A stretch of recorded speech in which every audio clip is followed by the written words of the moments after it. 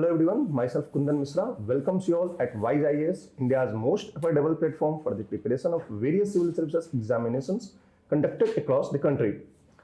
Today we are going to start with the 11th lecture in the Ecology and Environment series. और पिछले lectures में हमने biodiversity के बारे में देखा था कि biodiversity, protection area, protected area network, ये सारी चीजें देखी थी, राइट। आज बायोडाइवर्सिटी में एक छोटा सा पार्ट जो रह गया है वो बायोडाइवर्सिटी इन इंडिया, मतलब भारत में बायोडाइवर्सिटी की क्या कंडीशन है, क्या लेवल ऑफ बायोडाइवर्सिटी है। और यूपीएससी में एक क्वेश्चंस बहुत ज्यादा पूछे जाते हैं, ऑलमोस्ट एवरी ईयर वो एक क्वेश्चन जरूर होता है, वो होता है किसी पर्टिकुलर स्पेसीज से रिलेटेड।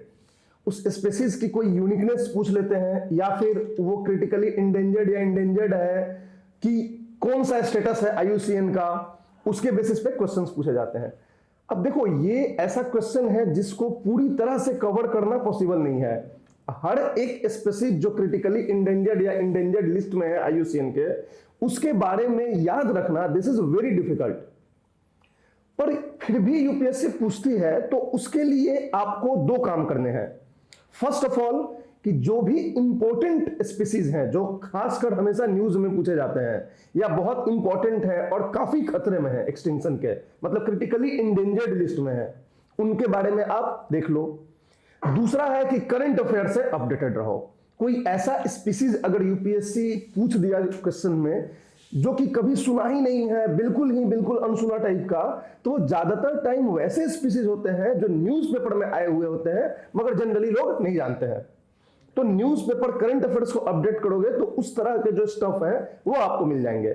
और ऐसे फाउंडेशन कोर्स में या ऐसे तैयारी करने के कोर्स में कुछ ऐसे ऑर्गेनिजम्स, स्पीसीज के बारे में पता रखना जो कॉमन है, जो अक्सर न्यूज में रहते हैं, सालों से है, राइट। जैसे कि इंडियन वल्चर हो गया, बंगाल फ्लोरिकेन हो गया, तो ये सब जो है आपको अक्सर बुक्स में मिल जाएंगे और काफी मतलब पेरिनियली ये न्यूज में रहते हैं। तो इन सब मतलब ऑर्गेनिजम्स के बारे में हम यहाँ डिस्कस कर लेंगे वन बाय वन, कुछ इंपॉर्टेंट ऑर्गेनिजम्स को, और उसके बाद जो है करंट इश्यूज में आप अपना करंट अफेयर से अपडेट करते रहना। उसमें हम लोग एक काम कर सकते हैं कि जैसे ही प्रीलिम्स पास में आती है, एक महीना प्रीलिम्स में रह जाता है, तो वैसे जो अपने कोचिंग का टेलीग्राम चैनल है तो उस पे हम अपडेट करते रहेंगे। जैसे कोई लिस्ट ऑफ स्पीसीज जो न्यूज में रहा है जिसके बारे में यूपीएससी पूछ सकती है, तो उसके बारे में जो है उसका नाम, उसका यूनिकनेस, उसकी लोकेशन, ये सब चीजें हम अपडेट करते रहेंगे। उसके थ्रू आप गो थ्रू होना और देखते रहना, राइट। तो उससे आपका एक कवर अपडेटेड रहोगे आप, राइट। तो मेनली हमें बायोडाइवर्सिटी में जो हमारा बचा हुआ पार्ट है वो हम करेंगे। इसके अलावा हम एयर पॉल्यूशन स्टार्ट करेंगे, मतलब पॉल्यूशन को आज हम स्टार्ट करेंगे, बाकी एयर पॉल्यूशन को आज हम देखेंगे, राइट। तो ये मेरा दो मेजर टॉपिक होगा आज के डिस्कशन के। कौन कौन से कंपोनेंट्स होंगे आज के डिस्कशन में, तो सबसे पहले हम बायोडाइवर्सिटी इन इंडिया के बारे में जानेंगे कि बायोडाइवर्सिटी किस तरह की है, कितना बायोडाइवर्स है India in comparison to the world, right. फिर हम देखेंगे कि क्रिटिकली इंडेंजर्ड मैमल्स इंडिया में कौन कौन से हैं इंपॉर्टेंट। हम ज्यादातर मैमल्स को और बर्ड्स को ही देखते हैं क्योंकि यूपीएससी भी ज्यादातर इन्हीं से क्वेश्चन पूछती है, मैमल्स और बर्ड्स से। तो क्रिटिकली इंडेंजर्ड मैमल्स को देखेंगे हम, क्रिटिकली इंडेंजर्ड बर्ड्स को देखेंगे जो इंडिया में पाए जाते हैं, whether they are endemic to India या माइग्रेट करके आए हो, कुछ भी हो, बट इंडिया में वो पाए जाते हो।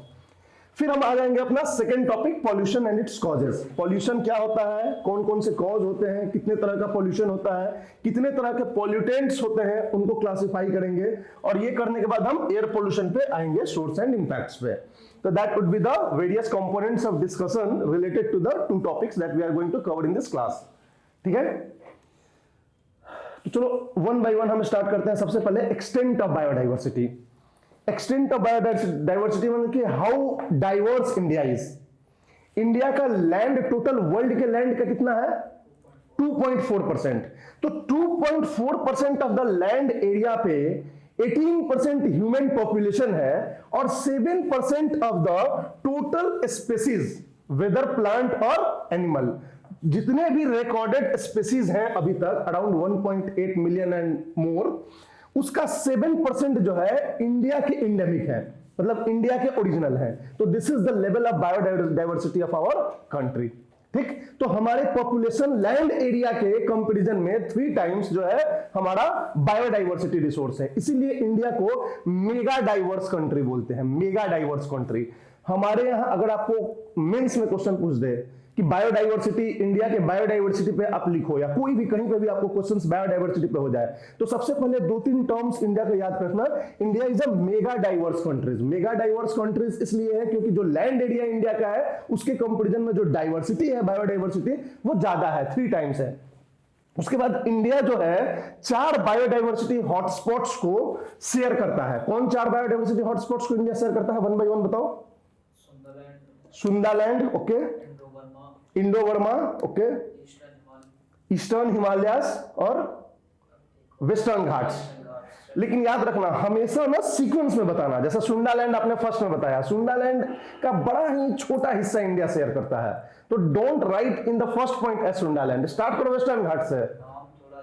हाँ, तो नाम याद है, ये खैर उससे कोई बात नहीं है, अभी तो नया है, बट राइटिंग में कभी भी देखना तो पॉइंट वाइज पॉइंट देखना, जो सबसे इंपॉर्टेंट पॉइंट है उसको फर्स्ट में लिखना। जैसे वेस्टर्न घाट हमारा है, ये एक बायोडाइवर्सिटी हॉटस्पॉट है जिसका एक मेजर हिस्सा इंडिया शेयर करता है। फिर हमारा ईस्टर्न हिमालय जो है उसका भी एक मेजर हिस्सा इंडिया शेयर करता है। फिर हमारा आपका कौन सा है? इंडो बर्मा, जिसका जो है पूरा हिस्सा जो है southern part of the Brahmaputra जो है इंडो बर्मा का पार्ट हो जाता है।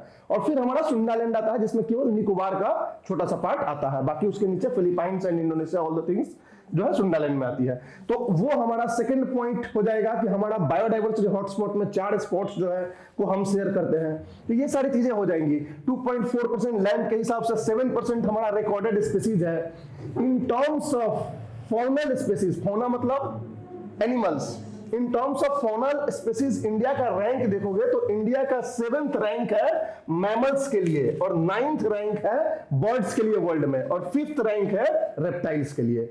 राइट, 7th रैंक इंडिया का पूरे वर्ल्ड में है in terms of mammal diversity, 9th rank in terms of birds diversity, and 5th rank in terms of reptile diversity.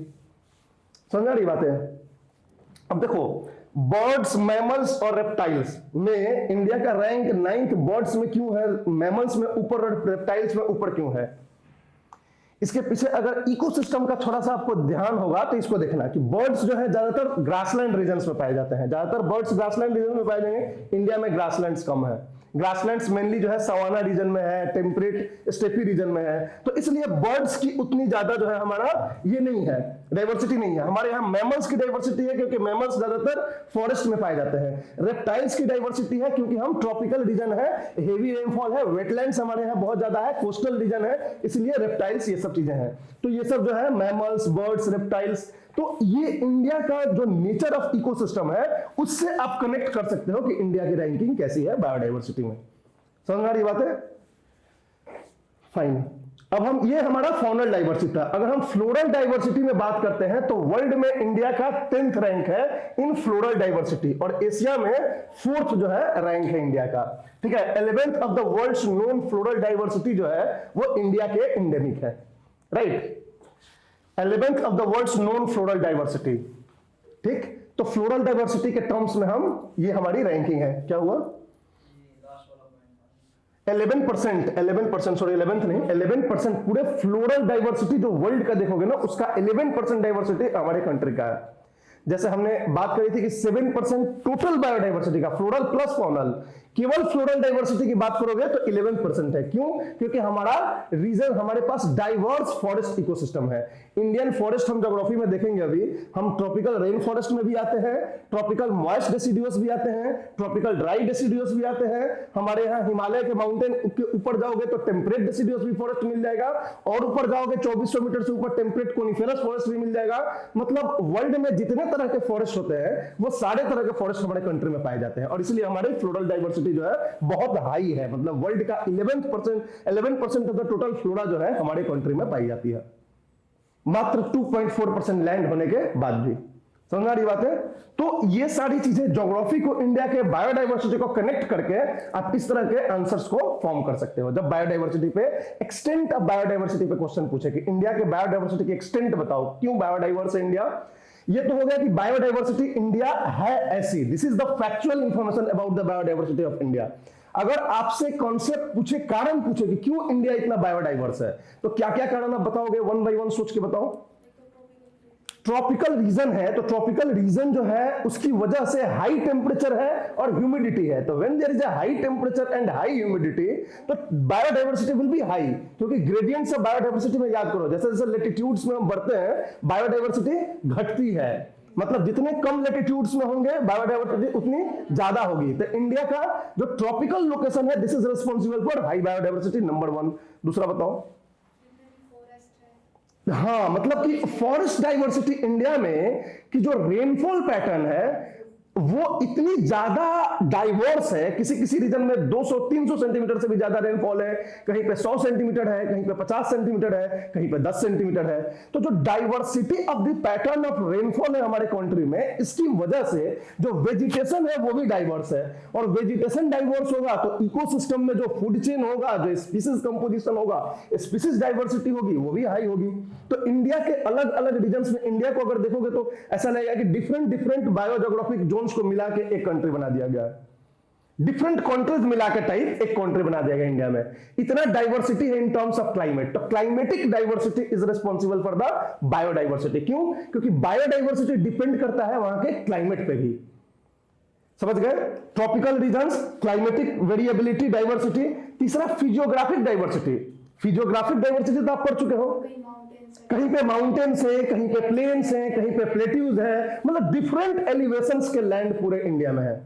तो डिफरेंट एलिवेशन के लैंड्स मतलब डिफरेंट टेम्परेचर का रीजन। टेम्परेचर हाइट से dependent होता है, तो डिफरेंट हाइट के अगर लैंड होंगे तो अलग अलग टेम्परेचर होगा, और temperature is the main criteria of climate, तो अलग अलग क्लाइमेट होगी, तो इसकी वजह से different different vegetation, flora and fauna होगा।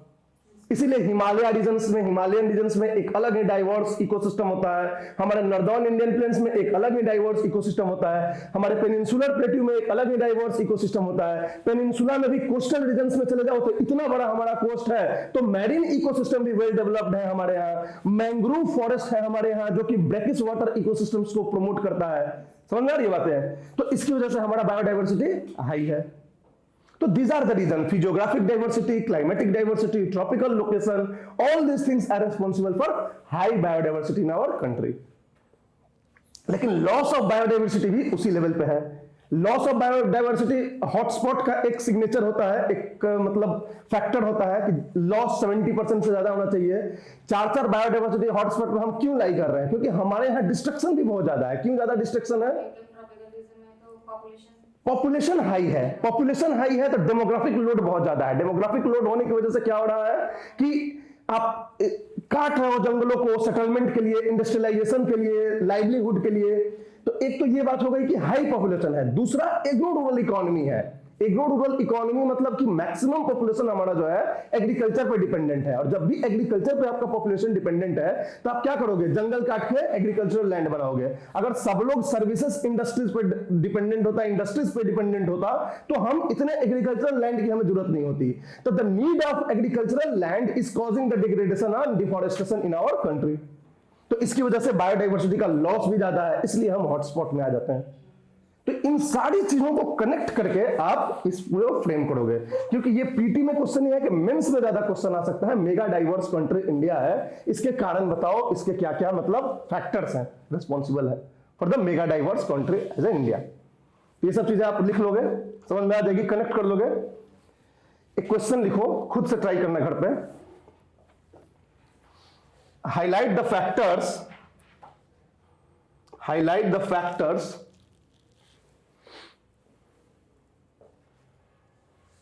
responsible for the recognition of India as a mega diverse country. Recognition of India as a mega diverse country.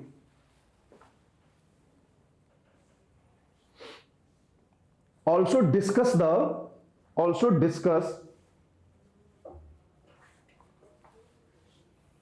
the level of degradation.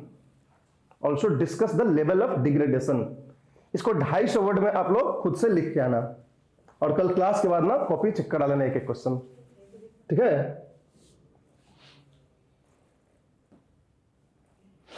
तो ये था हमारा डाइवर्सिटी के बारे में इंडिया के। अब जो सेकेंड इंपॉर्टेंट हमें देखना है, वो देखना है कि हमारे यहां जो स्पीसीज हैं जो पाए जाते हैं इंडिया में, उनमें कौन कौन से क्रिटिकली इंडेंजर्ड हैं। अब देखो हमने लिस्ट तो बहुत सारा देखा है, एक्सटिंक्ट हो गए हैं कुछ क्रिटिकली इंडेंजर्ड होंगे, कुछ इंडेंजर्ड होंगे, कुछ वल्नरेबल होंगे, बट ये 8-9 लिस्ट में हम लोग पॉसिबल नहीं है हर एक एनिमल्स को याद रखें। तो इसका दो तरीका है, एक तो कि क्रिटिकली इंडेंजर्ड को आप याद रखो, क्योंकि जो भी क्रिटिकली इंडेंजर्ड है उनको बचाना सबसे जरूरी है। जो एक्सटिंक्ट हो गए वो तो हो गए, उसको तो हम बचा नहीं सकते हैं, लेकिन जो क्रिटिकली इंडेंजर्ड है they are most close to extinction, तो इसलिए उनके बारे में हम देखेंगे। और दूसरी बात है कि जो जो एनिमल्स जैसे इंपॉर्टेंट है, जैसे टाइगर, लायन, एलिफेंट, इनके बारे में जानो कि इनका क्या स्टेटस है। मतलब कि IUCN में ये क्रिटिकली इंडेंजर्ड में आते हैं कि इंडेंजर्ड में आते हैं कि वल्नरेबल में आते हैं, किस स्टेटस में आते हैं, ये चीज आपको पता होना चाहिए। तो ये दो चीज आप हमेशा ध्यान रखिएगा। तो आप लोग के लिए एक होमवर्क है कि 15 इंपॉर्टेंट एनिमल स्पेसीज इंडिया का, 15 इंपॉर्टेंट एनिमल स्पेसीज इंडिया का, उनका IUCN स्टेटस आप लिख के आएंगे। जैसे टाइगर है तो IUCN में क्या कैटेगरी है टाइगर की, लायन की क्या कैटेगरी है, ये सारी चीजें आप जो है लिख के आएंगे, ठीक है। अब हम वन बाय वन पहले मैमल्स को डिस्कस करते हैं कि कौन कौन से क्रिटिकली इंडेंजर्ड मैमल्स हैं कंट्री में। पहला है हमारा पिग्मी हॉग। पिग्मी हॉग, देखो जब भी आप डिस्कस करोगे तो 2-3 चीजें आप इसमें ध्यान रखोगे। एक तो पता है कि ये सारे क्रिटिकली इंडेंजर्ड हैं, इनका लोकेशन और इनका थ्रेट, दो चीज आपको पता होना चाहिए। इसी दो चीज के बेसिस पे क्वेश्चंस पूछे जाते हैं। एक तो इनका स्टेटस, जो क्रिटिकली इंडेंजर्ड है वो ऑलरेडी आप बात ही कर रहे हो, इनका लोकेशन और इनका क्या, इनका थ्रेट, मतलब किस कारण से ये जो है एक्सटिंक्ट हो रहे हैं या लॉस इनका हो रहा है, ये दो चीज आपको ध्यान में रखना है। तो ये एक तरह का पिग होता है। Pygmy hog is a species of pig that is found in and around the Manas national park. Manas national park कहां है, असम में। तो ये असम के आसपास पाया जाता है, मानस नेशनल पार्क है ये पिग्मी हॉग, राइट, वहीं पाया जाता है। फैमिली ऑफ पिग होता है, इंडेमिक टू इंडिया होता है, भारत का स्पीसीज है, ठीक है। और हैबिटेट डिस्ट्रक्शन जो है primary cause of its population loss और इट्स थ्रेट। तो इसका लॉस ऑफ पॉपुलेशन का जो मेन कारण है वो हैबिटेट डिस्ट्रक्शन है। मतलब कि हम नेशनल पार्क के आसपास का जो एरिया है, जंगल है, उसको जो हम साफ कर रहे हैं उसकी वजह से ये धीरे धीरे लॉस हो रहा है। और ये जो है क्रिटिकली इंडेंजर्ड स्टेटस हो चुका है, इसकी पॉपुलेशन 250 से भी कम हो गई है इंडिया में, समझ आ रही है।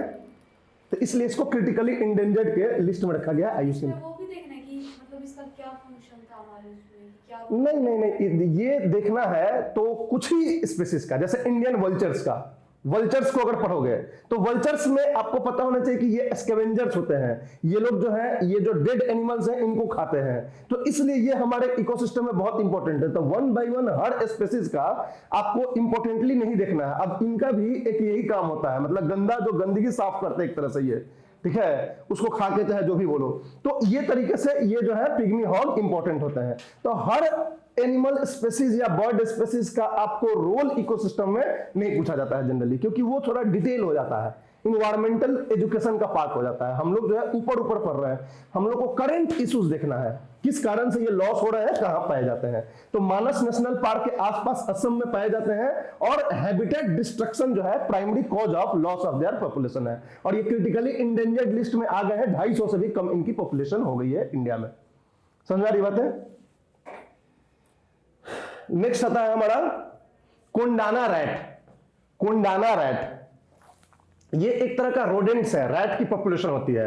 ये पहले काफी पाई जाती थी। ये ड्राई डेसिडुअस रीजन्स में, ड्राई डेसिडुअस फॉरेस्ट में ज्यादा पाए जाते हैं। ड्राई डेसिडुअस मतलब कि जो पतझड़ वाले होते हैं, जो उतने डेंस नहीं होते हैं। और ये महाराष्ट्र के पुणे के आसपास सिंगर प्लेट्यू है, वहीं पे केवल अभी पाया जाता है, बाकी हर जगह से ये एलिमिनेट हो चुका है। तो it is found only over the singer plateau near Pune. Pune में सिंगर एक जगह है, प्लेट्यू रीजन है, वहां पे ड्राई डेसिडुअस फॉरेस्टेड रीजन है, तो वहां पे इसके ये पाए जाते हैं। और इनके थ्रेट का जो मेन कारण है वो सबसे बड़ा टूरिज्म है और हैबिटेट लॉस है, क्योंकि singer is famous for tourist, it is tourist attraction place. तो उसकी वजह से मेन कारण है, ओवरग्रेजिंग भी है, ओवरग्रेजिंग इज ऑल्सो काइंड, लेकिन हैबिटेट लॉस और टूरिज्म जो है मेन इनका फैक्टर है इनके लॉस का, ठीक है। तो इसके बारे में याद रखना, कोंडाना रैट ये पूछा जाता है, और बहुत सारे सैंपल पेपर्स में भी आपको मिल जाएगा कोंडाना रैट के बारे में। सर ये नॉकटर्नल का मतलब नॉक्टर्नल मतलब कि जो रात में चलते हैं, रात में चढ़ते हैं, ठीक है। नॉक्टर्नल रोडेंट्स होते हैं जो रात में चलते हैं, वो दिन भर अपना बिल में रहेंगे, रात में निकलेंगे चरने के लिए, खाने के लिए, ठीक है, तो उनको नॉक्टर्नल बोलते हैं। फिर हमारा आता है अल्वीरा रैट, या इसको लार्ज रॉक रैट भी बोलते हैं। अल्वीरा रैट ये भी जो है क्रिटिकली इंडेंजर्ड है, क्रिटिकली इंडेंजर्ड है। ये मीडियम साइज नॉक्टर्नल बर्रोइंग रोडेंट होता है। ये आपको मेनली तमिलनाडु के ईस्टर्न घाट रीजन्स में पाया जाता है। ये भी डेसिडुअस फॉरेस्टेड रीजन्स में पाया जाता है, और ये आपको ईस्टर्न घाट्स ऑफ तमिलनाडु में आपको मिलेगा, केवल वहीं मिलता है। इंडेमिक टू इंडिया है, ये इंडिया का इंडेमिक है, इंडिया की ओरिजिन है, ठीक है, और ईस्टर्न घाट ऑफ तमिलनाडु में आपको मेनली ये मिलेंगे।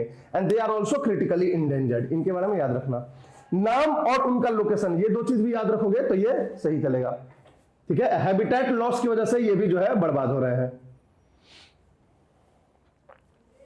नेक्स्ट है Namdapha flying squirrel, very important, Namdapha flying squirrel, ठीक है। इसकी यूनिकनेस है ना कि ये एक स्क्विरल है जो फ्लाई करती है, ठीक है, तो इसीलिए ये केवल नमदाफा टाइगर रिजर्व में पाया जाता है अरुणाचल प्रदेश में, ठीक है। तो नमदाफा फ्लाइंग स्क्विरल है ये, ठीक।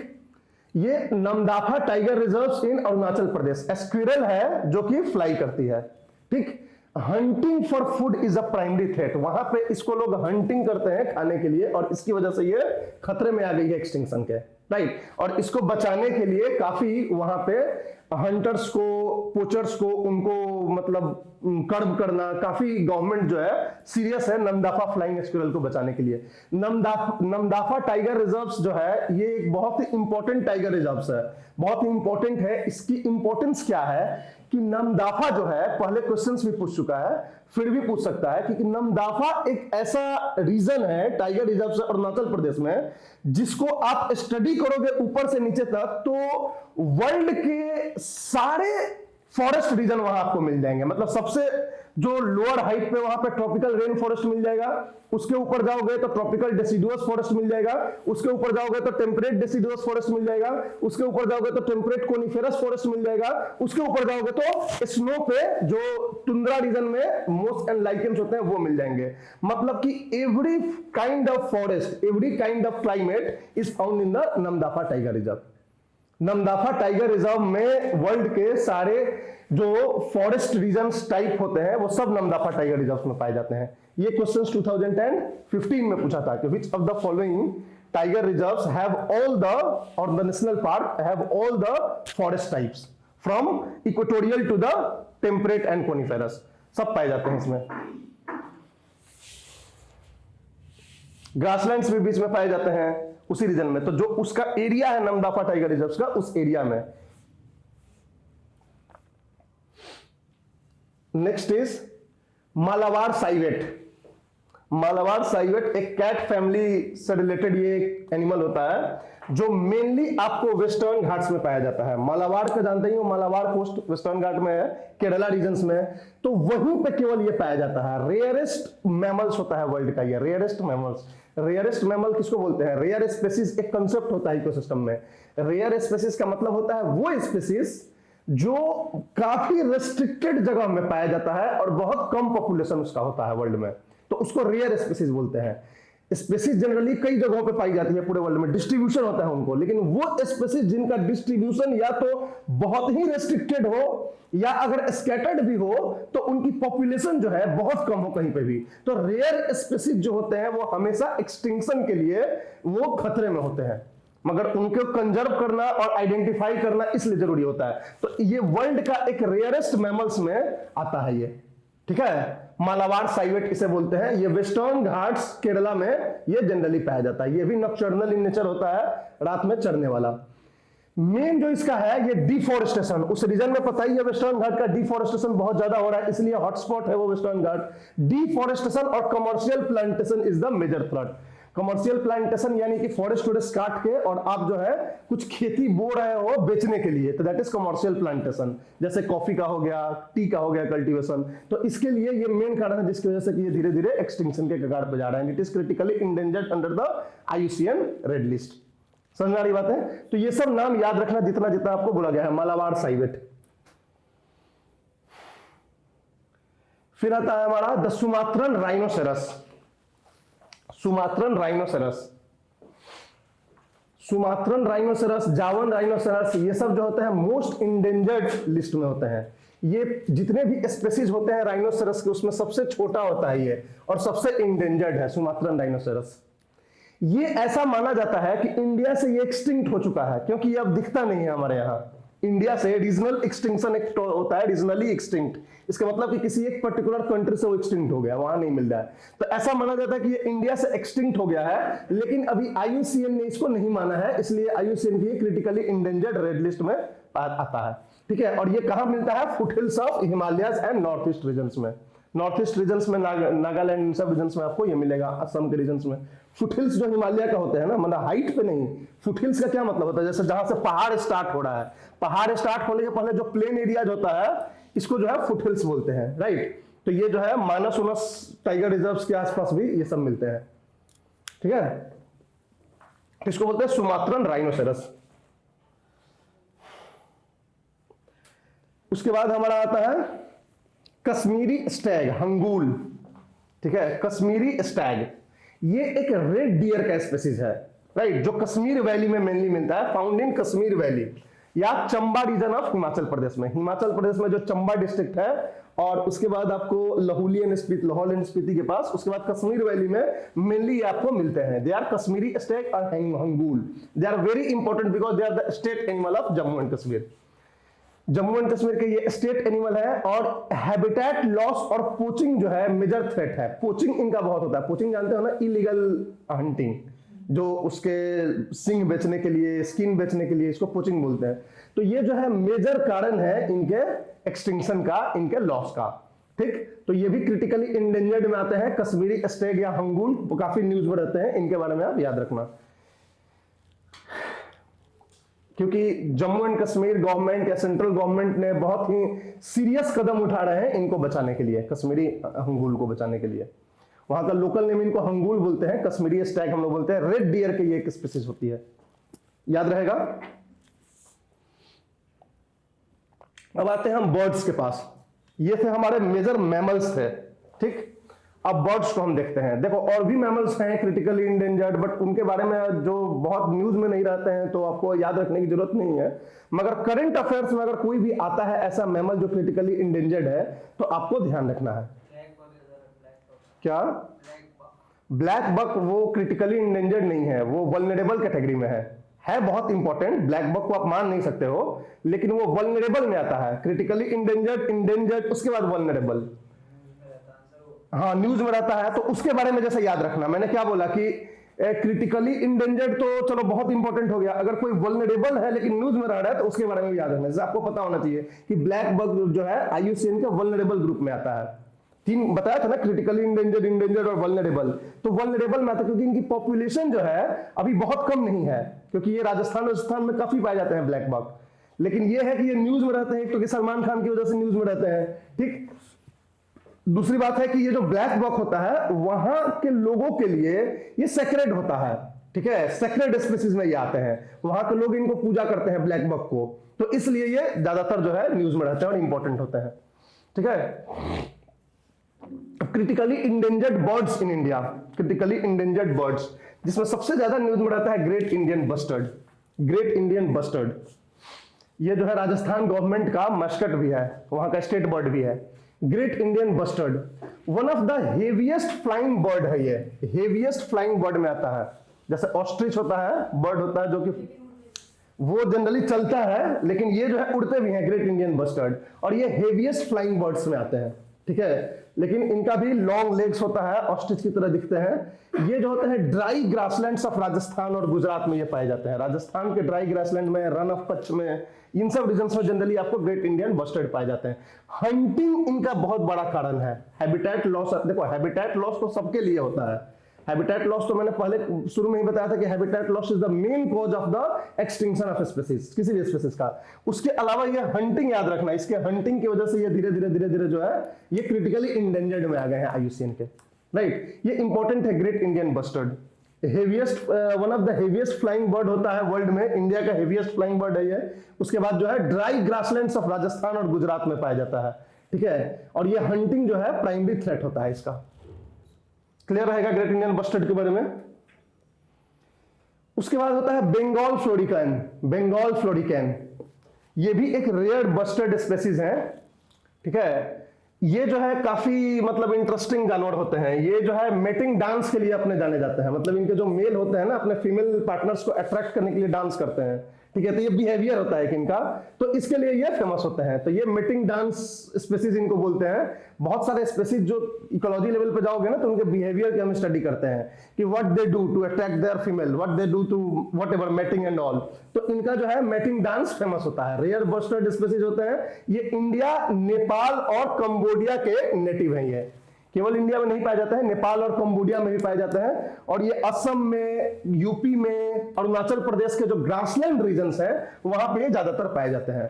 और जो ग्रासलैंड्स को काट के हम एग्रीकल्चरल लैंड में कन्वर्ट कर रहे हैं तो इसकी वजह से ये धीरे धीरे जो स्पेसीज है वो ये एक्सटिंक्ट के कगार पे जा रहे हैं, क्रिटिकली इंडेंजर्ड लिस्ट में आ गए हैं बंगाल फ्लोरिकैन।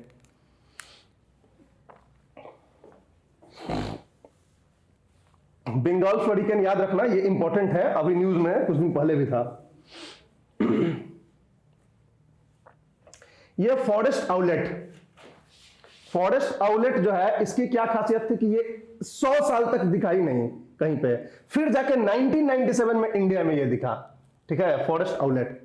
तो हम लोग पहले इसको समझते थे कि ये एक्सटिंक्ट कर गया, ठीक है, लेकिन 1997 में इंडिया में दिखा तो फिर हमें लगा कि नहीं ये अभी बचे हुए हैं, ठीक है। तो ये अभी क्रिटिकली इंडेंजर्ड में है। आपको ये ड्राई डेसिडुअस फॉरेस्ट में दिखते हैं एमपी और महाराष्ट्र के।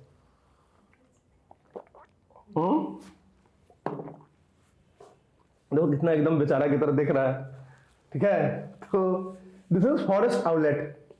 इसको बचाने के लिए भी काफी जो है मतलब ये जो डिफॉरेस्टेशन हो रहा है dry deciduous region of MP और महाराष्ट्र, तो उसके मालवा उलवा रीजन्स में, तो उसकी वजह से जो है मेन जो है ये खतरे में आ गए हैं। ये एक तरह से फॉरेस्ट में पाए जाते हैं, ग्रासलैंड्स वाले ये नहीं है, फॉरेस्ट वाले हैं, ठीक है। उसके बाद फिर आता है व्हाइट बेलिड हेरोन।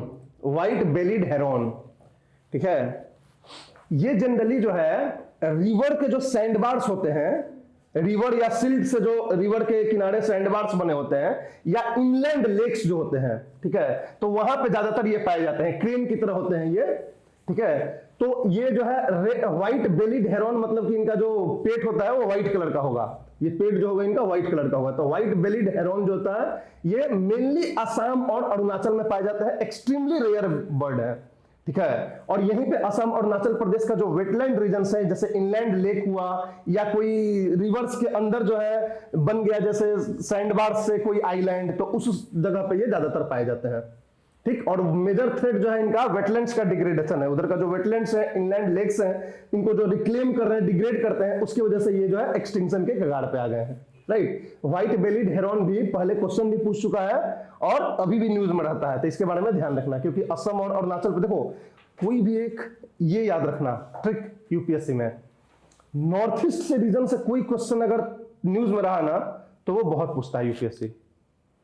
इसका खासियत मेन कारण ये हो सकता है कि नॉर्थ ईस्ट को हम बहुत ज्यादा अभी स्टडी कर रहे हैं, उसको हम अपने कंट्री के को में सोशली इंटीग्रेट करने के लिए हम बहुत ज्यादा कोशिश कर रहे हैं, और वो one of the most diverse region of our country है। इसलिए नॉर्थ ईस्ट के कोई स्पीसीज के बारे में, नॉर्थ ईस्ट के किसी ट्राइब्स के बारे में, नॉर्थ ईस्ट के जितने भी टाइगर रिजर्व्स हैं, जितने भी आपको नेशनल पार्क्स हैं, जितने भी लेक्स हैं, उसको अच्छे से पढ़ना। यूपीएससी में बहुत क्वेश्चन पूछे जाते हैं। जैसे लोकटक लेक है मणिपुर में, इससे रिलेटेड क्वेश्चन पूछा जाता है। कैबू लेमजा नेशनल पार्क है लोकटक लेक में, जो कि इंडिया का सिंगल फ्लोटिंग पार्क है। जैसे वो ना एक टापू जो है पानी में, जो वीड्स और फुमदिज से बना हुआ है, जो तैरते रहता है, और वो टाइगर, उसको नेशनल पार्क घोषित कर दिया गया है, कैबू लेमजा नेशनल पार्क। तो इसके ऊपर क्वेश्चन 2015 में यूपीएससी पूछ चुका है।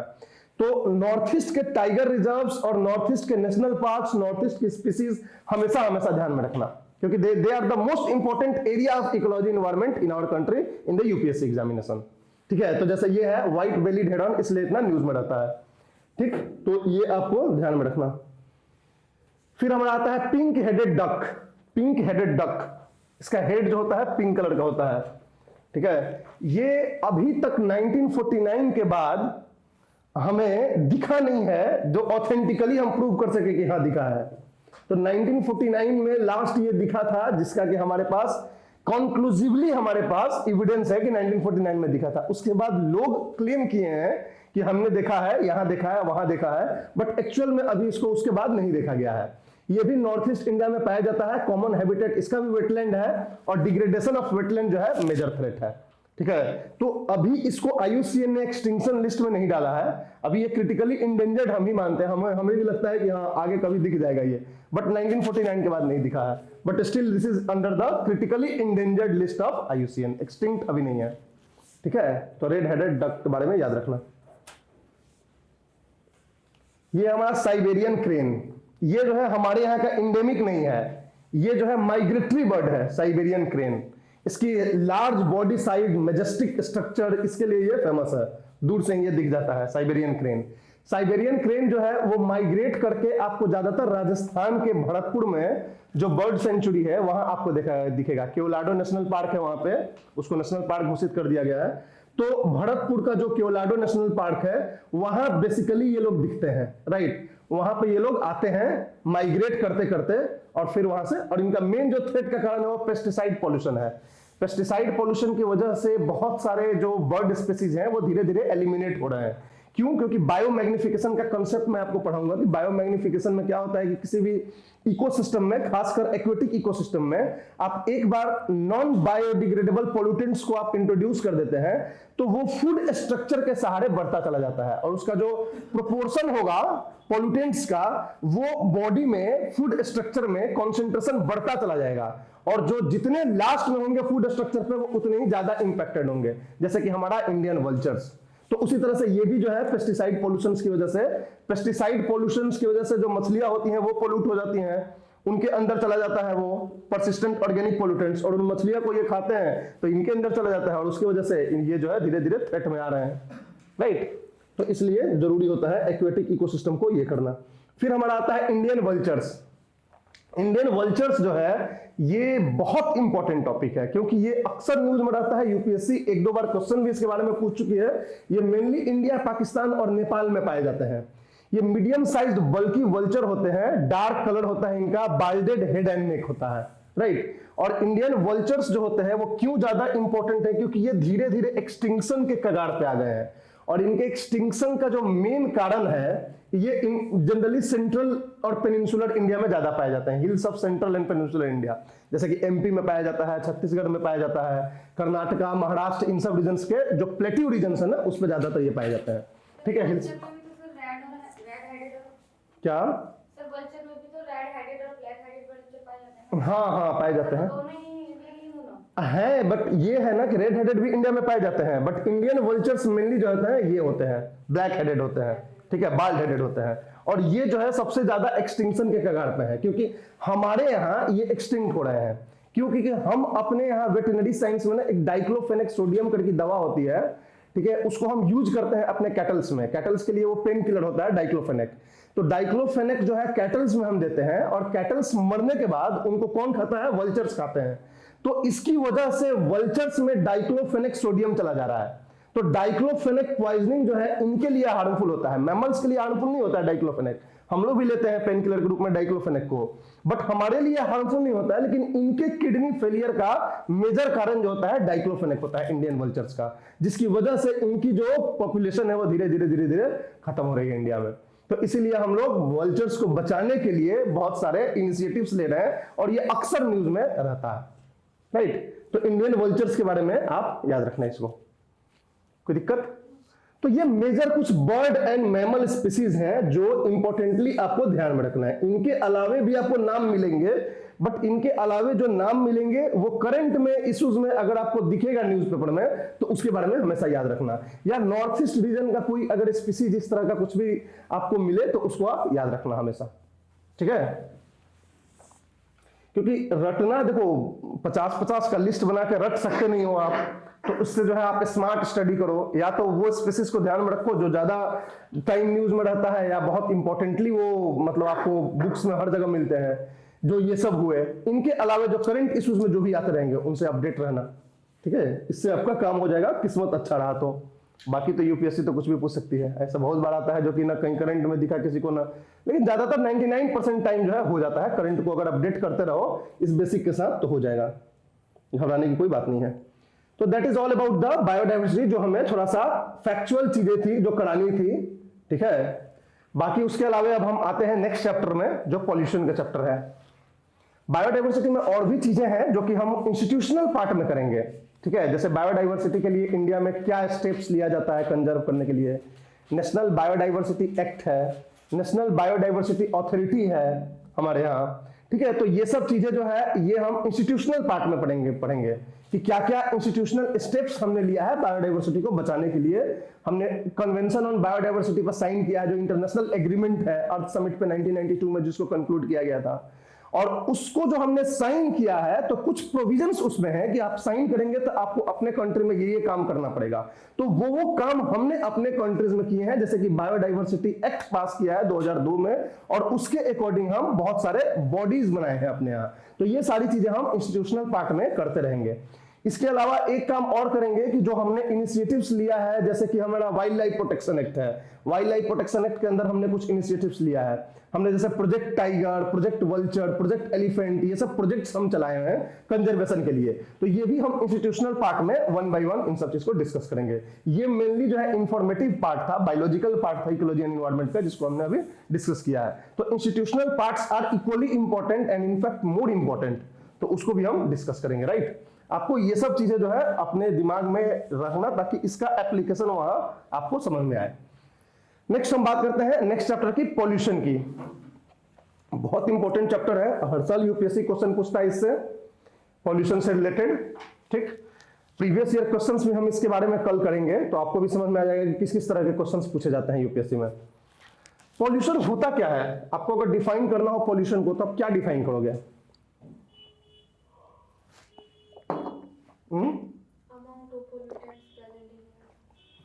Amount of pollutants present in air. तो फिर क्वेश्चन ठीक है। तो फिर क्वेश्चन आ जाएगा भाई फिर पोल्यूटेंट्स क्या है? अब तो वही बात हो गई,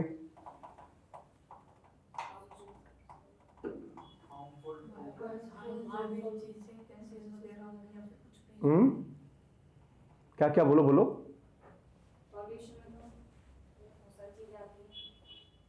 क्या जो हार्मफुल है, ठीक है, अनडिजायरेबल है, जो हम नहीं चाहते हैं हो, ठीक है। तो देखो पॉल्यूशन का सिंपली डिफिनेशन ये होता है कि an undesirable change in the physical, chemical and biological characteristics of our environment is the pollution, ठीक है। इन्वायरमेंट के फिजिकल, केमिकल और बायोलॉजिकल कैरेक्टरिस्टिक्स में किसी तरह का अनडिजायरेबल चेंज जो होता है पॉल्यूशन कहलाता है। Any deviation from the normal composition and characteristics of the environment is the pollution.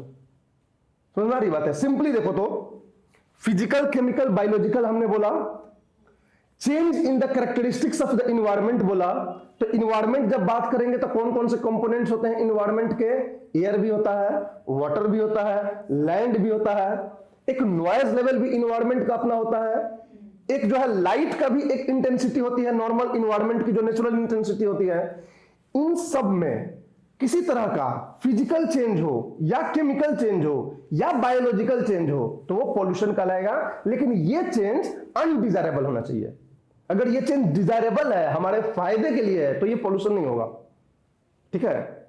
हम हैं, अगर आपको कुछ समझा रहे हैं, आपको फायदा हो रहा है, ठीक है, तो ये आपके लिए काम की चीज हो गई, ठीक है। अगर हम कुछ बकवास करने लगे तो ये आपके लिए नॉइज पॉल्यूशन हो गई, राइट। तो कहने मतलब कि any undesirable change in the physical, chemical and biological characteristics of the environmental compositions is the pollution. समझ आ रही बात है? अब फिर होता है कि पॉल्यूटेंट्स क्या है। अब देखो जब भी पॉल्यूशन की बात कर लिए तो आपको 3-4 चीजें तुरंत समझ में आ जाएंगी कि इन्वायरमेंट की क्या क्या चीजें हैं हमारी। जैसे एयर हो गया हमारा, इन्वायरमेंट का एक कंपोजिशन हो गया, वाटर हो गया, इन्वायरमेंट का दूसरा कंपोजिशन हो गया, लैंड हो गया या सॉइल हो गया, ये तीसरा कंपोजिशन हो गया। इसके अलावा आजकल हम जो है जो एम्बिएंट नॉइज लेवल होता है हमारे इन्वायरमेंट का, इसको भी हम मानते हैं कि इससे ज्यादा अगर नॉइज हो गया तो ये पोल्यूशन हो गया। ठीक है, अब धीरे धीरे हम लोग जो है एम्बिएंट लाइट कंडीशन को भी हम समझते हैं कि इन्वायरमेंट का एक अपना नेचुरल कंडीशन होता है लाइट का, कि रात में इतना अंधेरा होना चाहिए, दिन में इतना प्रकाशित होना चाहिए। उसमें कोई चेंज होगा वेपर लाइट जलाने की वजह से और हम लोग की वजह से, तो वो भी एक तरह का पोल्यूशन हो गया। और ये सारी चीजें जो है एडवर्सली इंपैक्ट करती हैं किसको? बायोडाइवर्सिटी को, इकोसिस्टम को, और तब ये पोल्यूशन कहलाता है, अनडिजायरेबल चेंज इसलिए हम बोलते हैं। राइट, तो ये पॉल्यूशन का मतलब हो गया। फिर हमारा आता है कि पॉल्यूटेंट्स क्या हैं, व्हाट आर द पॉल्यूटेंट्स? तो pollutants are those substance that causes the undesirable change. वो अनडिजायरेबल चेंज जो हम पॉल्यूशन की बात कर रहे हैं वो किन की वजह से हो रहा है? That are the pollutants. जैसे एयर पॉल्यूटेंट्स हो गया, वाटर पॉल्यूटेंट्स हो गया, तो सबके अपने अपने पॉल्यूटेंट्स होते हैं। तो वो जो अनडिजायरेबल चेंज जिस सब्सटेंस से हुआ वो पॉल्यूटेंट्स हो गया। समझ में आ रही बात है? तो पॉल्यूशन का मतलब यही होता है। अब पॉल्यूशन में हमें क्या क्या देखना होता है? पहले बात की हम क्लासिफाई करेंगे पॉल्यूटेंट्स को, कि पॉल्यूटेंट्स को किस किस बेसिस पे हम क्लासिफाई कर सकते हैं, कितने तरह के पॉल्यूटेंट्स होते हैं। और उसके बाद वन बाय वन पॉल्यूशन को हम देखेंगे कि एयर पॉल्यूशन क्या होता है, कौन कौन से एयर पॉल्यूटेंट्स होते हैं, उनका सोर्स क्या है और उनका इंपैक्ट क्या होता है। मेन जो इंपॉर्टेंट चीजें जो देखी जाती हैं वो सोर्स और इंपैक्ट देखी जाती है, कि कोई भी पॉल्यूशन है तो किस कारण से हो रहा है और इसका क्या प्रभाव पड़ रहा है। ये दो चीज आपको ध्यान में रखना है, और यही दो चीज हमेशा यूपीएससी में पूछी जाती है। या तो पॉल्यूटेंट्स का नाम देगा और ऑप्शंस में उसके सोर्सेस दे देंगे कि कौन कौन से सोर्स होंगे, या तो कोई एक्टिविटी दे देगा कि थर्मल पावर प्लांट है, कौन कौन सा पॉल्यूटेंट्स रिलीज करता है। दोनों साइड से क्वेश्चन पूछे जा सकते हैं। सोर्स पूछ के पॉल्यूटेंट्स पूछ लें, या पॉल्यूटेंट्स पूछ के सोर्स पूछ लें, इस तरह से पूछे जाते हैं। और तीसरा होता है इंपैक्ट पूछ लें, कि सल्फर डाइऑक्साइड के इंक्रीजिंग सल्फर पॉल्यूशन से क्या इंपैक्ट होते हैं। 3-4 आपको ऑप्शन दे दें। तो इसी तरह से यूपीएससी में क्वेश्चंस पूछे जाते हैं पॉल्यूशन से रिलेटेड। उसके बाद वाटर पॉल्यूशन में जाओगे तो थोड़ा सा कुछ कॉन्सेप्ट्स आ जाते हैं, जैसे यूट्रोफिकेशन का कॉन्सेप्ट आ जाता है, अल्गल ब्लूम का कॉन्सेप्ट आ जाता है, बायोमैग्निफिकेशन का कॉन्सेप्ट आ जाता है। तो एक्वेटिक इकोसिस्टम में वाटर पॉल्यूशन की वजह से क्या क्या चेंजेज हो रहे हैं, इसके बारे में बहुत सारे कॉन्सेप्ट हमको यहां देखने को मिल जाते हैं। उसी तरह से लैंड पॉल्यूशन में, नॉइज पॉल्यूशन में, लाइट पॉल्यूशन में, वन बाय वन जो है हम इसको डिटेल में डिस्कस करेंगे। तो आज हम मेनली एयर पॉल्यूशन की बात करेंगे। ठीक है, तो सबसे पहले हम देख लेंगे पॉल्यूशन का जो कारण होता है वो क्या होता है, कौन कौन सा कारण है, क्यों किसी जगह पे ज्यादा पॉल्यूशन होता है, कहीं पे कम पॉल्यूशन होता है। आप सोच के बताओ कि क्या कारण है पॉल्यूशन का। ट्रैफिक, ठीक है, ट्रैफिक एक कारण हो गया। क्या? इंडस्ट्रीज। देखो ऐसे करो, एक तो कि ओवर पॉपुलेशन सबसे पहला कारण है, ओवर पॉपुलेशन की वजह से सब कुछ हो रहा है। दूसरा इंडस्ट्रियलाइजेशन की वजह से हो रहा है। तीसरा जो है अर्बनाइजेशन की वजह से हो रहा है। तीसरा होता है ट्रैफिक कंजेशन की वजह से हो रहा है, जो कि अपने आप में ओवर पॉपुलेशन का एक इंपैक्ट हो गया। उसके बाद हो रहा है कि जो रूल्स रेगुलेशंस जो मैनेजमेंट, वेस्ट मैनेजमेंट के लिए बनाए गए हैं वो नहीं फॉलो हो रहा है, उस वजह से हो रहा है। पॉल्यूशन को रोकने के लिए मैनेजमेंट प्रोसीजर्स बनाए गए हैं, रूल्स बनाए गए हैं, वो नहीं फ्लो हो रहा है, उसकी वजह से भी पॉल्यूशन हो रहा है। तो ये कॉजेज ऑफ पॉल्यूशन में आप लिख दोगे। मेंस में कभी क्वेश्चन आया, वैसे तो इतना स्ट्रेट फॉरवर्ड क्वेश्चन आता नहीं है यूपीएससी में, पीसीएस में आते हैं। ठीक है, तो कॉजेज ऑफ पॉल्यूशन में आप देख दोगे कॉजेज क्या होगा। कॉजेज ऑफ पॉल्यूशन में भी आप दो तरह का कॉजेज होता है मेनली, एक होता है नेचुरल कॉज और एक होता है आर्टिफिशियल कॉज। नेचुरल कॉज और एक मैनमेड या आर्टिफिशियल कॉज होता है। ठीक है, नेचुरल कॉज ऑफ पॉल्यूशन में बहुत सारे होते हैं, जैसे वोल्केनिक इरप्शंस हो गया, फॉरेस्ट फायर हो गया। ठीक है, तो इसकी वजह से नेचुरल कॉज हो जाएंगे। ठीक है, मैनमेड कॉज में बहुत सारा चीज होता है, ओवर पॉपुलेशन हो गया, ट्रैफिक कंजेशन हो गया, इंडस्ट्रियलाइजेशन हो गया, अर्बनाइजेशन हो गया। ठीक है, violation of waste management rules हो गया। ठीक है, लैक ऑफ इंस्टीट्यूशनल कैपेसिटी और institutional mechanisms to curb the pollution हो गया, गवर्नमेंट ध्यान नहीं दे रही, उस वजह से भी हो रहा है। तो इस तरह से आप मैनमेड में डाल सकते हो पूरी तरह से। तो ये कॉजेज ऑफ पॉल्यूशन में आप लिख दोगे बांट के इस तरीके से। समझ आ रही बात है? गुड। अब हम बात करते हैं क्लासिफिकेशन ऑफ पॉल्यूटेंट्स, कि पॉल्यूटेंट्स को हम कैसे क्लासिफाई कर सकते हैं। What are the different classification of pollutants.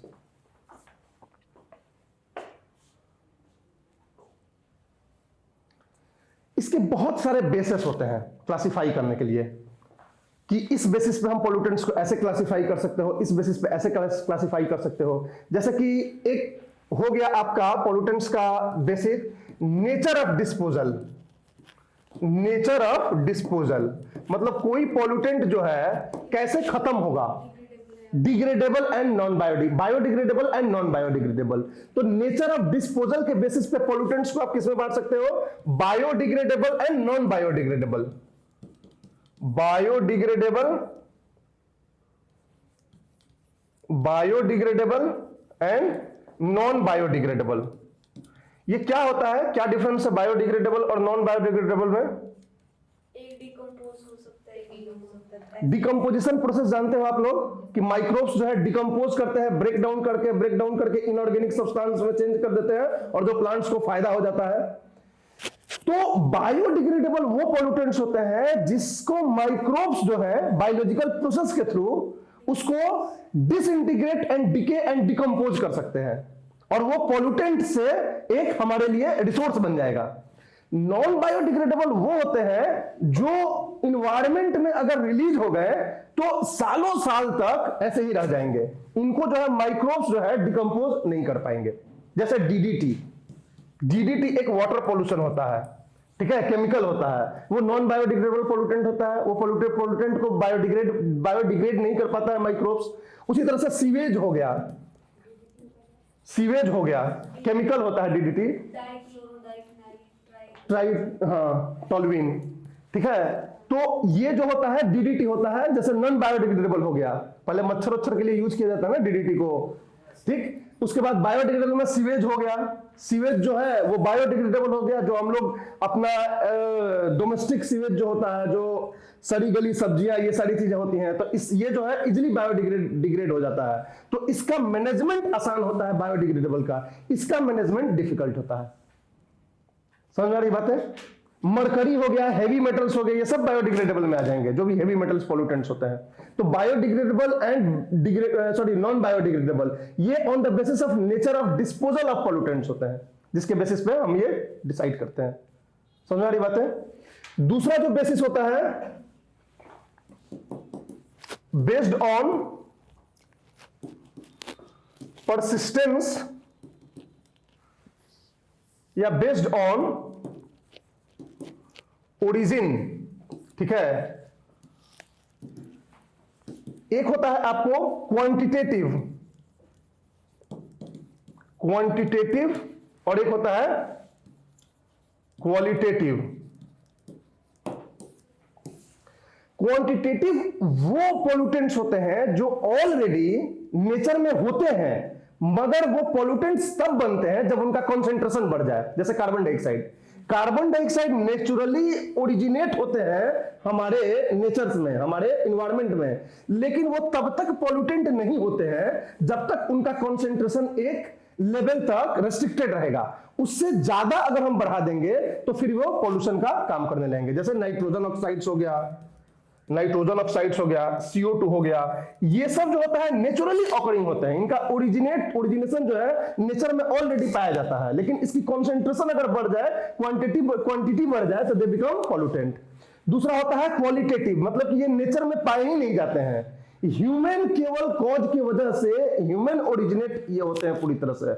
इनको थोड़ा भी अगर नेचर में आपने इंट्रोड्यूस कर दिया तो they will act like a pollutant, वो पोल्यूटेंट की तरह ही एक्ट करेंगे हमें, जैसे क्लोरोफ्लोरोकार्बन CFC, ठीक है। ये जो है ओरिजिनली नहीं पाया जाता है नेचर में, हम लोग इनको जो है प्रोड्यूस करते हैं, मैनमेड प्रोसेसेस के थ्रू ये प्रोड्यूस होते हैं, ठीक है। जैसे कुछ हाइड्रोकार्बन होते हैं, जैसे फॉर्मल्डिहाइड एक हाइड्रोकार्बन होता है, राइट। ये जो है कारपेट से या पेंट से ये रिलीज होता है, इंडोर पोल्यूशन होता है। तो ये सारी चीजें जो है क्वालिटेटिव में आती हैं।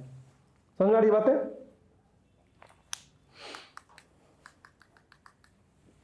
नेक्स्ट, अब एक नेक्स्ट होता है कि प्राइमरी और सेकेंडरी पोल्यूटेंट के बेसिस में भी हम पोल्यूटेंट को क्लासिफाई करते हैं। प्राइमरी और सेकेंडरी, प्राइमरी एंड सेकेंडरी, ये based on existence in nature, primary और सेकेंडरी।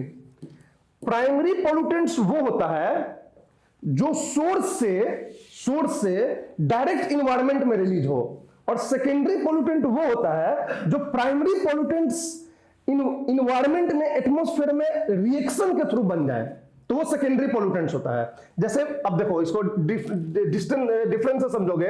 प्राइमरी पोल्यूटेंट्स मान लो ये एग्जॉस्ट है, ये हमारा ऑटोमोबाइल है, ठीक है, इससे जो निकला नाइट्रोजन ऑक्साइड्स, तो ये प्राइमरी पोल्यूटेंट हो गया। लेकिन नाइट्रोजन ऑक्साइड्स हाइड्रोकार्बन से रिएक्ट करके और यहां पे पैन बन गया, pan, peroxy acetyl nitrate. Pan क्या होता है हम अभी बात करेंगे। तो कुछ केमिकल रिएक्शन इन्वायरमेंट में हुआ, और केमिकल रिएक्शन के इन्वायरमेंट में होने की वजह से नया पोल्यूटेंट बन जाए, तो वो सेकेंडरी पोल्यूटेंट होता है। जो सोर्स से डायरेक्टली निकले इन्वायरमेंट में, वो प्राइमरी पोल्यूटेंट हुआ, और इन्वायरमेंट में आने के बाद कोई केमिकल रिएक्शन हो और केमिकल रिएक्शन से नया पोल्यूटेंट बन जाए, तो सेकेंडरी पोल्यूटेंट होता है। तो हमारे में जो भी हमारे यहां पोल्यूटेंट्स पाए जाते हैं, खासकर एयर पोल्यूटेंट्स, वो प्राइमरी भी होते हैं और सेकेंडरी भी होते हैं। समझ आ रही बात है? तो प्राइमरी और सेकेंडरी पोल्यूटेंट ये डिपेंड करता है कि किस फॉर्म में ये एग्जिस्ट कर रहा है नेचर में। प्राइमरी फॉर्म में एग्जिस्ट करेगा कि रिएक्शन करके सेकेंडरी बन जाएगा। तो जैसे ओजोन होता है हमारे यहां, ओजोन एक पोल्यूटेंट होता है ग्राउंड लेवल पे, वो सेकेंडरी पोल्यूटेंट होता है। पैन जो होता है सेकेंडरी पोल्यूटेंट होता है। फोटोकेमिकल स्मोक जो होता है सेकेंडरी पोल्यूटेंट होता है, क्योंकि कई सारे प्राइमरी पोल्यूटेंट से मिलके एक सेकेंडरी पोल्यूटेंट बनते हैं। डायरेक्टली किसी सोर्स से ये रिलीज नहीं होता है, सोर्स से ये रिलीज होते हैं, किसी कारण से रिलीज हुए एनवायरनमेंट में, और ये केमिकल रिएक्शन से बन जाते हैं, तो this is secondary pollutant. One by one करेंगे तो इसके एग्जांपल्स में आपको समझ में आ जाएगा कौन किसके केमिकल रिएक्शन से बन रहा है। समझे? कोई दिक्कत?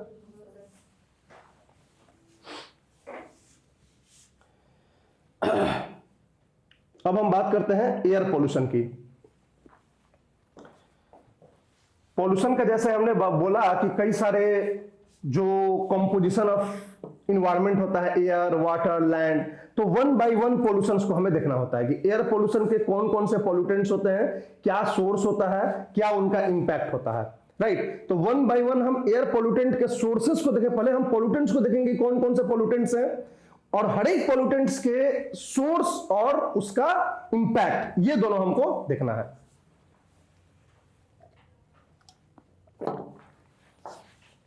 अब एयर पोल्यूशन को आप जो है जैसे बाकी पोल्यूटेंट्स को आप बांटे हो, उसी तरह से ओरिजिन के बेसिस पे नेचुरल और आर्टिफिशियल में बांट सकते हो। Natural cause of air pollution और artificial cause of air pollution. Artificial या मैनमेड, एंथ्रोपोजेनिक, कुछ भी लिख लो। Manmade cause of air pollution को आप बांट सकते हो। नेचुरल में एयर पोल्यूशन का क्या क्या हो जाएगा आपको? सबसे पहला आपका वोल्केनिक इरप्शन हो जाएगा।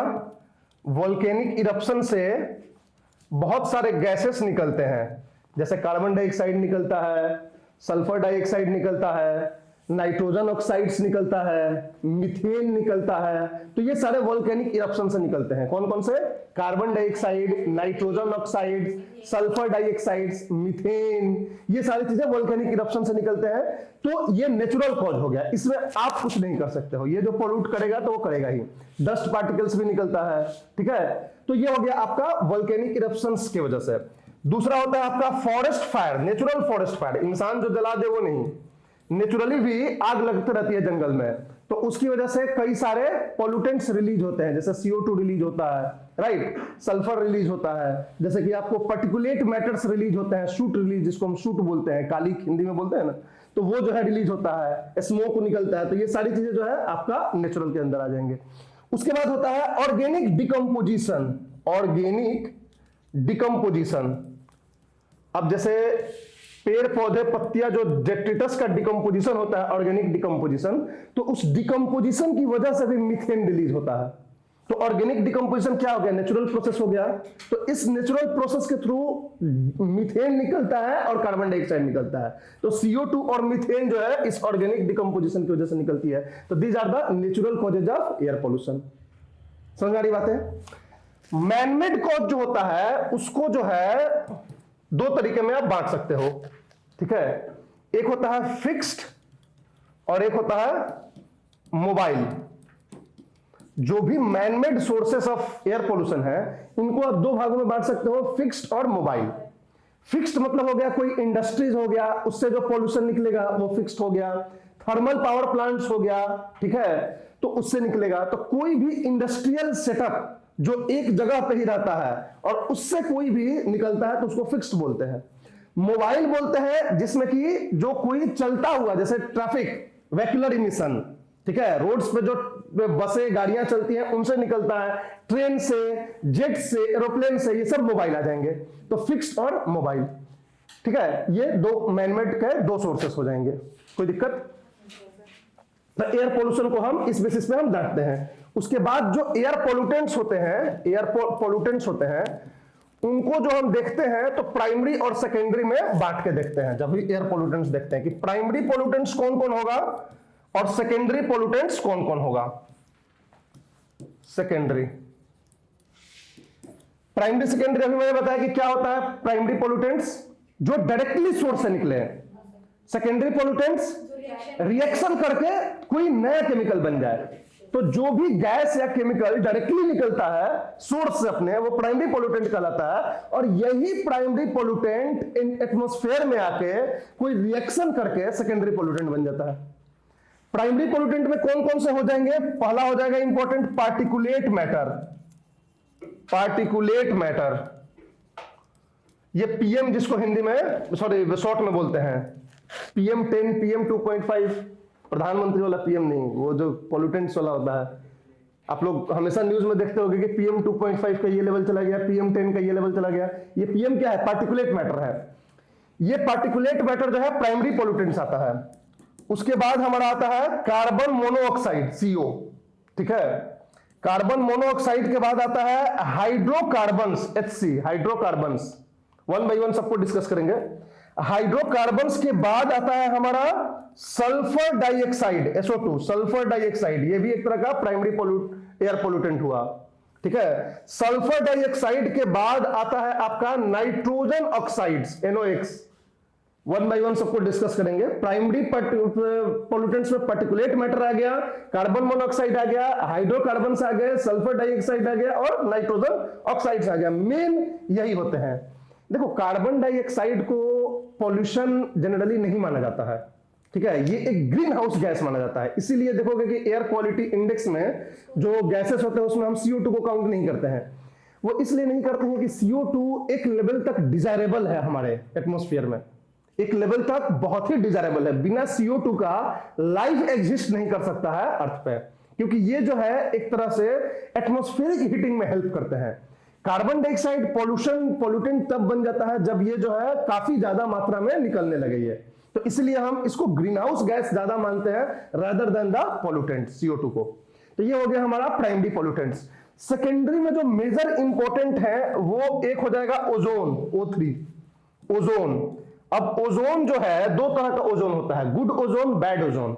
गुड ओजोन कौन होता है? जो ऊपर रहता है, जो स्ट्रेटोस्फीयर में होता है, जो हमारे लिए लाभदायक है, वो गुड ओजोन होता है, वो नेचुरल प्रोसेस से बना हुआ ओजोन होता है। और एक ओजोन होता है जो हम यहां जबरदस्ती बनाते हैं केमिकल रिएक्शन करा के प्राइमरी पोल्यूटेंट्स का निकाल के, तो वो जो होता है ओजोन, वो बैड ओजोन कहलाता है। ओजोन अगर आपके अर्थ के लोअर एटमॉस्फेयर में आ जाए, ट्रोपोस्फेयर में आ जाए, तो वो जो है हार्म करने लगेगा इंसान को, प्लांट्स को, ठीक है। लेकिन वही अगर स्ट्रेटोस्फीयर में रहे तो वो अल्ट्रावायलेट रेडिएशन से बचा के आपके लिए वो लाभदायक होता है। तो इसलिए वहां पे गुड ओजोन होता है, यहाँ पे बैड ओजोन होता है। वो नेचुरल प्रोसेस से बनता है, यहाँ पे जो हम बनाते हैं वो हमारे वजह से बनता है, एंथ्रोपोजेनिक कॉजेस की वजह से बनता है। तो ओजोन एक तरह का सेकेंडरी पोल्यूटेंट हो गया। दूसरा सेकेंडरी पोल्यूटेंट होता है पैन। पैन का मतलब होता है peroxy acetyl nitrate, peroxy acetyl nitrate, इसको हम पैन बोलते हैं। ओजोन हो गया, पैन हो गया, ठीक है। और तीसरा होता है, ये क्या है अभी समझ जाओगे, बस पैन लिख लो, फोटोकेमिकल स्मॉग। तीसरा होता है फोटोकेमिकल स्मॉग, O3, पैन और फोटोकेमिकल स्मॉग।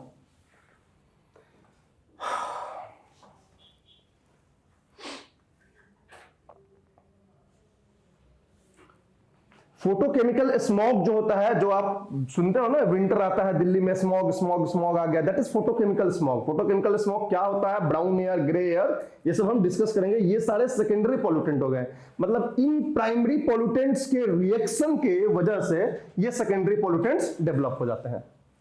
समझ आ रही बात है?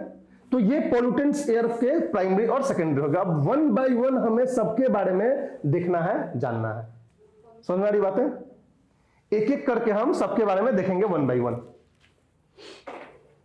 सर वो पॉल्यूशन और फॉग की वजह से बनता है ना? क्या? वैल्यू बनता है पॉल्यूशन और फॉग की। हाँ, स्मॉग का मतलब ही होता है स्मोक प्लस फॉग। स्मोक और फॉग मिलके स्मॉग बनता है, ठीक है? तो एक्चुअली फॉग भी एक कारण होता है, इसलिए विंटर के टाइम में ज्यादा ये फोटोकेमिकल स्मॉग बनता है, ठीक है? वैसे ये समर में भी बनता है, हाई जहां thermal radiation, sorry solar radiation होगा तो उसमें ब्राउन एयर बनता है, ये स्मॉग। बात करेंगे अभी हम इसके बारे में। तो इसमें सबसे पहले हम आज डिस्कस करते हैं पार्टिकुलेट मैटर को। ये पार्टिकुलेट मैटर क्या होते हैं, ठीक है?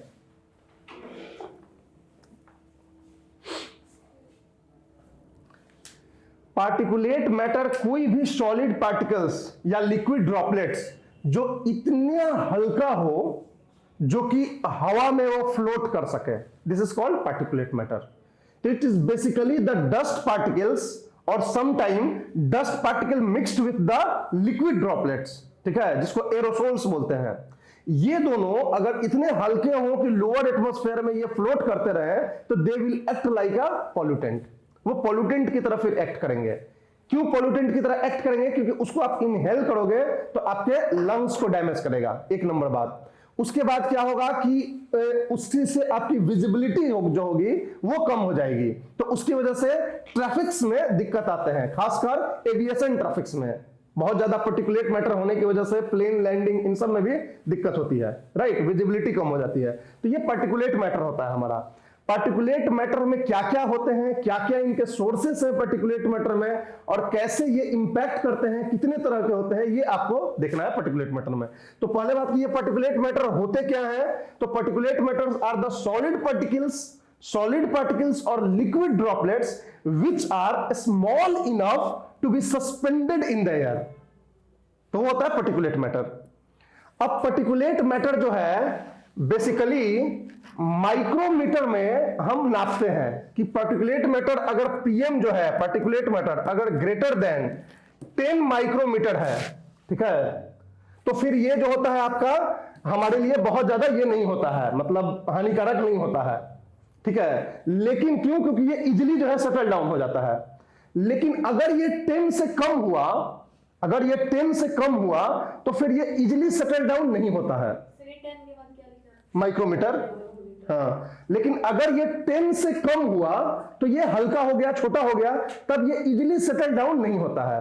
तो इजीली सेटल डाउन नहीं होगा तो ये एटमॉस्फेयर में ये आपका मतलब फ्लोट करता रहेगा और ये हार्म करता रहेगा। तो उसके बेसिस पे हम जो है दो पार्टिकुलेट मैटर्स को देखते हैं, एक PM10 और एक PM2.5। ये दो मेजर पार्टिकुलेट मैटर पॉल्यूटेंट्स होते हैं, PM10 और PM2.5। PM2.5 ज्यादा हार्मफुल होता है क्योंकि PM2.5 आपके लंग्स के पोर्स को क्लॉग कर देता है। PM10 भी हार्मफुल होता है लेकिन लंग्स इसको फिल्टर कर देता है, लेकिन PM2.5 को लंग्स फिल्टर नहीं कर पाता है और लंग्स के जो छोटे छोटे छिद्र होते हैं उसमें जाके ये फंस जाते हैं। समझ में आ रही बात है? तो इसीलिए PM2.5 is more harmful then PM10। और PM अगर 10 से ज्यादा है तो फिर ये हार्मफुल नहीं हो, ये पोल्यूटेंट नहीं हो, क्योंकि ये इजीली सेटल डाउन हो जाएगा दिन भर में। लेकिन अगर 10 या उससे कम इसकी साइज होगी तो ऐसे कंडीशंस में ये क्या हो जाएगा, फ्लोट करता रहेगा, और फ्लोट करता रहेगा तो एज आपको पोल्यूटेंट का काम करेगा, हार्मफुल इंपैक्ट होंगे इसके। 10 से ज्यादा हार्मफुल 2.5 होता है क्योंकि ये आपके लंग्स के पोर्स में चला जाता है। तो ये जो है PM10 PM2.5 का कंसेप्ट होता है। PM का मतलब पार्टिकुलेट मैटर होता है यहां पे, ठीक है। अब इसके सोर्स क्या होते हैं PM के? तो सबसे पहला जो इसका सोर्स होता है ये होता है शूट। शूट जो होता है वो जब फॉरेस्ट या कोई चीज आग लगती है तो उसके इनकम्प्लीट कंबसन की वजह से सॉलिड स्मॉल पार्टिकल्स जो है रिलीज होता है, जिसे हम शूट बोलते हैं, हिंदी में इसको कालिक बोलते हैं, जिसकी वजह से काला पड़ जाता है कोई भी चीज। तो ये शूट होता है। This is a major source of, this is a major kind of particulate matter. ये एक पार्टिकुलेट मैटर होता है जो सस्पेंडेड रहता है एयर में। तो शूट हो गया, उसके बाद आपको डस्ट हो गया, तीसरा हो जाता है आपको डस्ट माइट्स।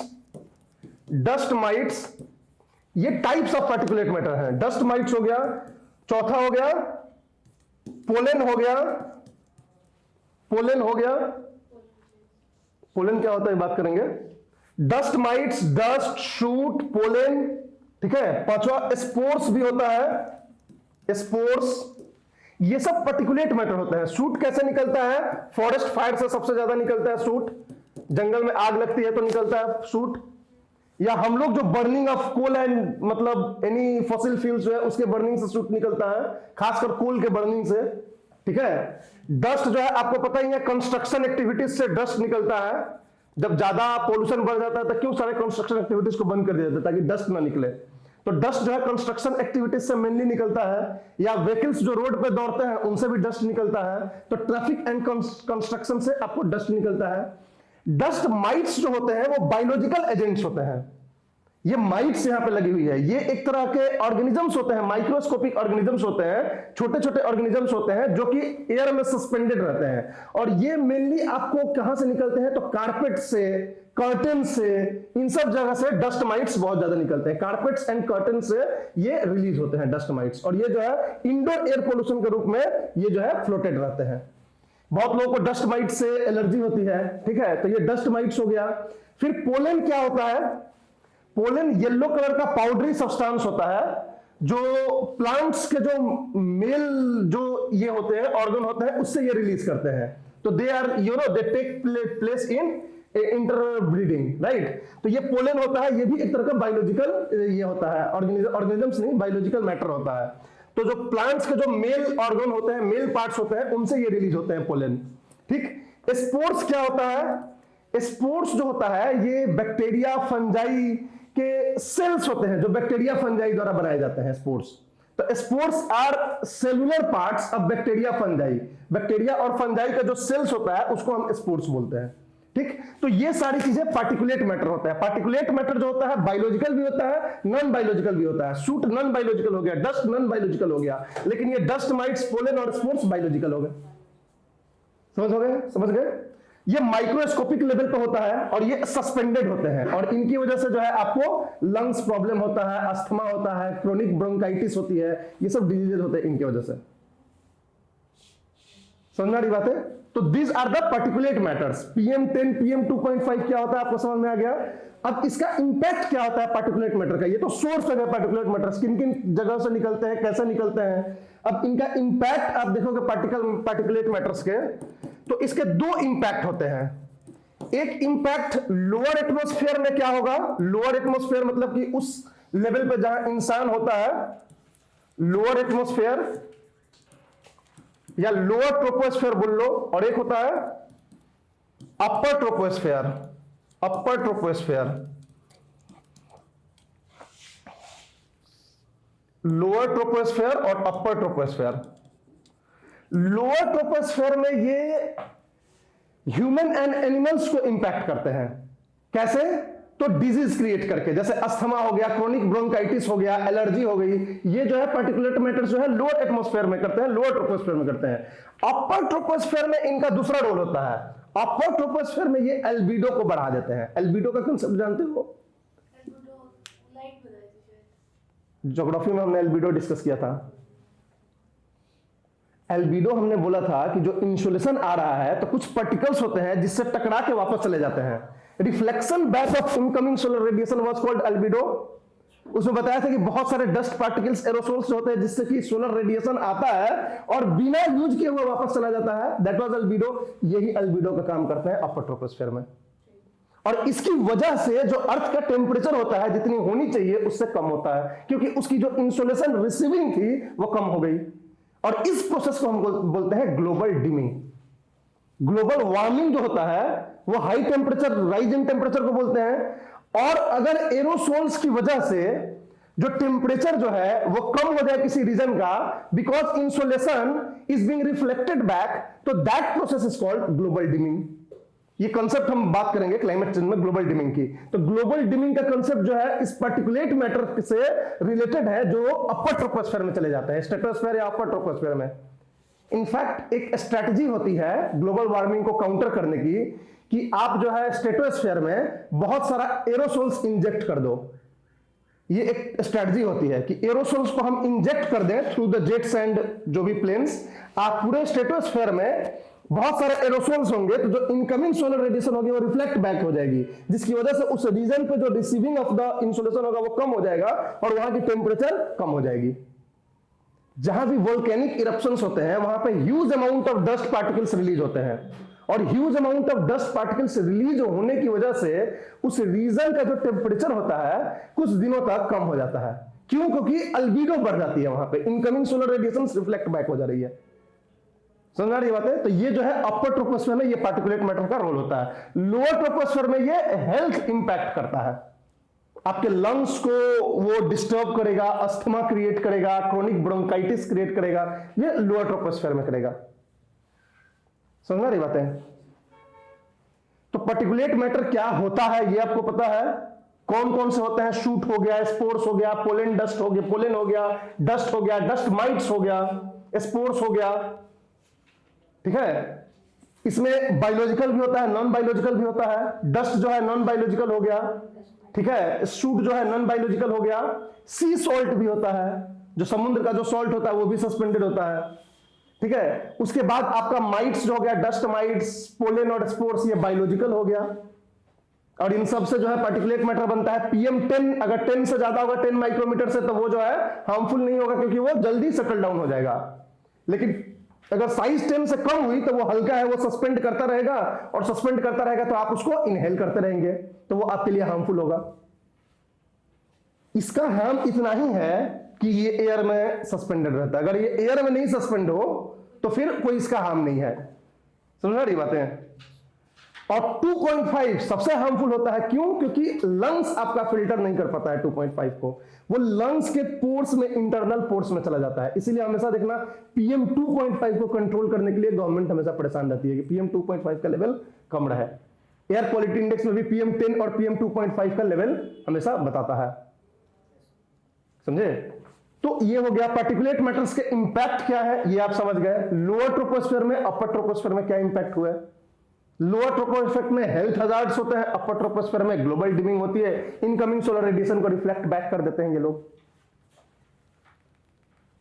बहुत ज्यादा पार्टिकुलेट मैटर होता है, देखोगे कि सन जो है ना वो ढक जाएगा, बिल्कुल डिफ्यूज लाइट आने लगेगी।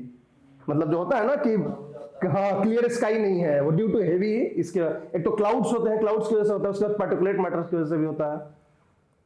शाम के टाइम में आप देखोगे पूरा एकदम जैसे डस्ट बॉल, जैसे ये दिल्ली के ऊपर जो है एक डस्ट बॉल बना हुआ है, मतलब बिल्कुल ऐसे मोटा सा परत जो है डस्ट का वो छाया हुआ है, जिसकी वजह से प्लेन से कभी उड़ोगे दिल्ली से या फिर उतरोगे तो आपको ये चीज फील होगा कि अभी दिल्ली के जो लोअर जो एयरपोर्ट का जो रीजन है उससे आप ऊपर उठते होते एक ऐसा रीजन होता है, डार्कर रीजन होता है जिसमें कि बिल्कुल dust dust dust dust type का होता है, और उससे बाहर जाते हो तो क्लियर स्काई दिखने लगती है। तो वो डस्ट बॉल किससे बनता है? ये पार्टिकुलेट मैटर से बनता है। समझ आ रही है? बहुत सारी इंडिया में सिटीज हैं, ये न्यूज में भी आया था, जिसमें कि डस्ट बॉल बने हुए हैं, एरोसोल पार्टिकल्स पूरा छाए हुए हैं। पटना में, पटना का उसमें बहुत न्यूज में आता था, दिल्ली में है, बैंगलोर में भी डस्ट बॉल्स बन रहे हैं। समझ रही है? तो ये जो है पार्टिकुलेट मैटर्स की वजह से बनता है। जब जो अपर ट्रोपोस्फेयर में चला जाता है तो फिर उसका ये इंपैक्ट होता है। क्लियर है? तो ये पार्टिकुलेट, बाकी हम लोग नेक्स्ट क्लास में डिस्कस करेंगे। जो बाकी के एयर पोल्यूटेंट्स हैं उसको डिस्कस करने के बाद हम लोग स्ट्रेटजीज डिस्कस करेंगे कैसे एयर पोल्यूटेंट्स को कर्व कर रहे हैं, and then after water pollutants, land pollutants and सब कुछ, लाइट पोल्यूटेंट्स, सब कुछ करेंगे, नॉइज पोल्यूशन।